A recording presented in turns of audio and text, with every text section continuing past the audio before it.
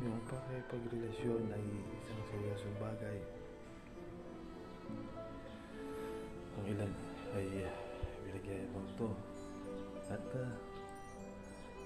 nilalait ang mga single at wala pang asawa at mga jowa. Pero hindi lahat ng may asawa o jowa ay masaya. Mabay napilitan lang ng asawa agad dahil para kalakasan ng mga problema sa kanilang pamilya. Ang iba naman ay may masabi lang na jowa pero hindi naman sila talaga compatible sa isa't isa. Kaya maging mabuting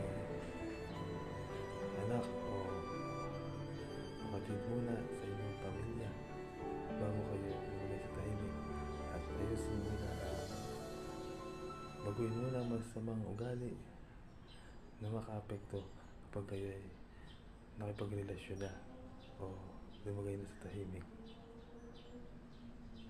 Pag-isipan niyo yan, kaibigan.